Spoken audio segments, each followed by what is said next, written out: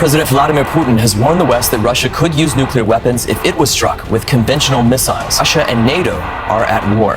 As Malaysia and China celebrate 50 years of diplomatic ties, Kuala Lumpur is facing increasing challenges from China in the South China Sea.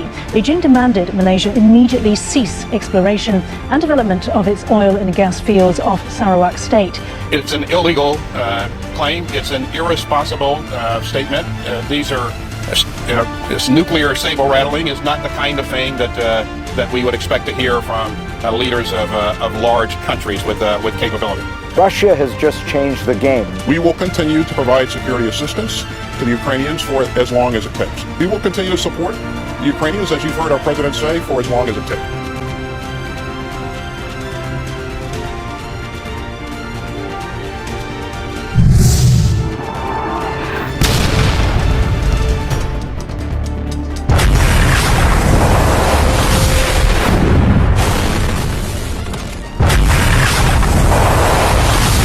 Billion people would be dead. We are one misunderstanding away from nuclear apocalypse.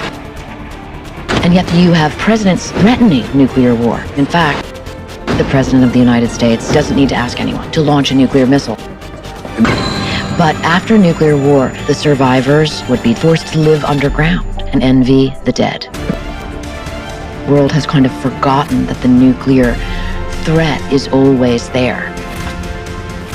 Having to fly from Tinian Island to over Hiroshima where it drops in an aircraft.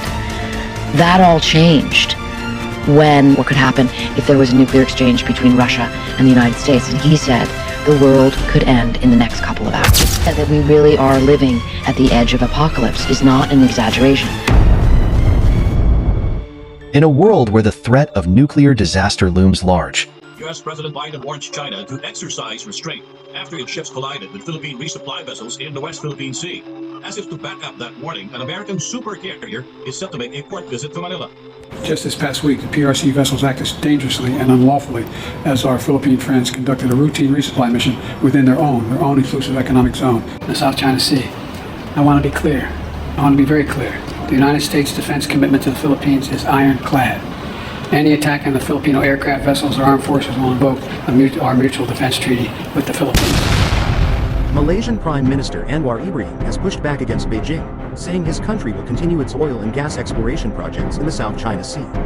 Malaysia will not bow to demands by China to stop its oil and gas exploration in the South China Sea, as the activities are within the country's waters. I'd like to take just 3 minutes of your time today to talk to you about the release of my navigation plan for America's warfighting Navy to ensure that we are more ready for potential conflict with the People's Republic of China by 2027. I released America's warfighting Navy. So hitting these targets by 2027 is what we're calling Project 33, the year the PRC chairman told his forces to be ready for war. it's crucial to remember that the stakes are incredibly high, not just for nations, but for every one of us. The potential for destruction is a stark reminder of our shared humanity. As we navigate conflicts and pursue power, we must prioritize dialogue and understanding over aggression. The idea of a nuclear apocalypse isn't just a distant fear. It's a call to action. We can choose cooperation over confrontation, ensuring that future generations inherit a safer world. Together, we have the power to turn the tide and prevent our worst fears from becoming reality.